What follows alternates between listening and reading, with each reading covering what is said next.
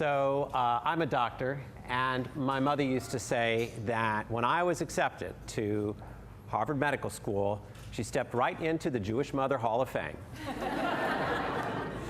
Not that she cared for that much. And in her particular community, her time in the Hall of Fame didn't last that long because of the career I chose 8 years later. What I chose just didn't fit the template of a typical Silicon Valley high-earning Jewish doctor, typically a specialist. I became a primary care doctor for homeless people. And when I made that choice, it wasn't a long-term commitment, it was a provisional commitment. At the outset, I found the idea of homeless people kind of like the individuals I'd met in the emergency room at 2 a.m., a little scary at first. But the career choice stuck. It was rewarding, actually. I remember a series of visits to a Boston shelter where I met an Iranian man with heroin addiction and some kind of mental illness. And we had a lot of conversations, and I think I understood about 50% of what he said, and some of my prescriptions were probably helpful for some of his symptoms. And as a result of that, we were intimately connected.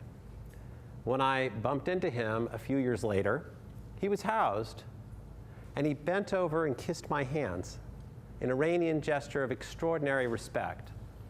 And he handed me copies of his own poetry.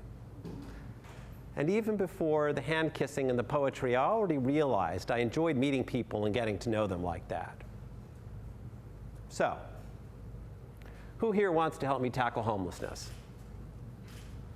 Now wait, stop, take your own temperature. Think about what actually went through your mind when I asked that question. Some of you, I can tell by the hands, probably thought, sure. Others here might have thought, wait a second, this is a TED Talk, aren't you supposed to convince me? And for still others, perhaps a majority, a quiet majority, I'm willing to bet that the reaction was quite a bit more muted than that. Perhaps something like indifference, or maybe not even an emotion at all. Psychosocial researcher Renee Lertzman studies how people react to large-scale social challenges, like global warming, or don't react, as the case may be. And she has a term to describe that muted reaction that some of you just felt. She calls it short-circuiting. And the idea is this: we're wired to pay attention precisely where we feel we can have an impact. That's what we tune into. That's why it made perfect sense to millions of people all over the world to dump ice water on their head for ALS last summer. It's accessible, it's easy, and it sure feels like there's an impact. On the other hand, when we encounter a challenge that doesn't seem to offer an immediate path to impact, our emotional reactions are channeled automatically into an emotional dustbin. That's the short circuit. Where we see no path to impact, we withdraw. And instead, who do we call on to tackle the hard stuff and really get things done? Heroes. Take a moment and think of your own heroes. Perhaps you've thought of Martin Luther King, Mahatma Gandhi, Oprah, Steve Jobs. When thinking about all the unsolved problems in the world, some people might say we just don't have enough heroes. But I think our entire notion of heroes is a distraction that probably does as much harm as good, possibly more. If you ask Americans, we say we want to make a difference. The National Opinion Research Council at the University of Chicago reports that 90% of Americans say we should help people who are less fortunate than ourselves. And I think a lot of people right here in this room truly believe that. And we have no shortage of people in need. So I say we need to put ourselves in the position of trying to do good things, possibly hard things, precisely because we are not the heroes. When I tell people I work in homeless healthcare, I get some interesting reactions.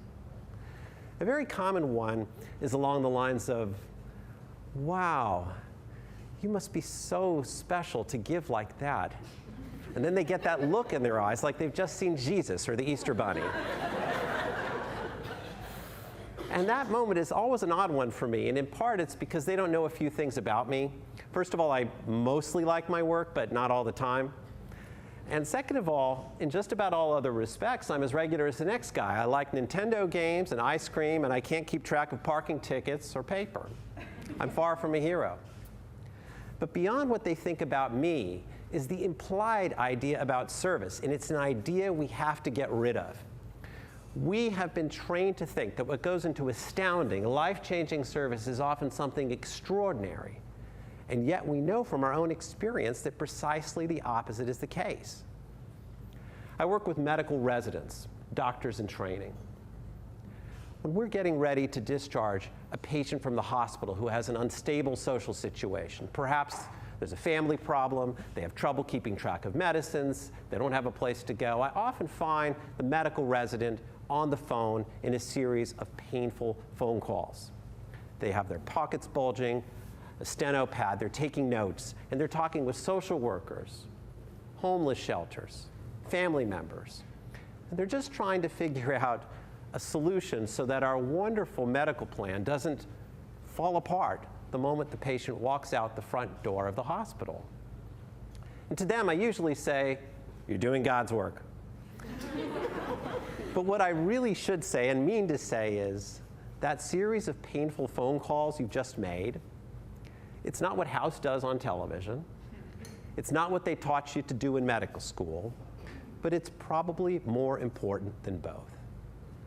See, I believe the hard stuff, helping people in real distress, is well within the grasp of all of us ordinary non-heroes if we just embrace 5 simple ideas. First, we have to endure the discomfort of encountering things we wish were not so. Imagine you go to volunteer at a homeless shelter. Right as you walk in the door, you can tell someone smells bad. 2 people are arguing. Someone has torn clothing. Another person is staggering. Do you think you should feel comfortable at that moment? Not necessarily. You might feel empathy. You might feel disgusted. You might feel exhausted. I often feel all of those things, by the way.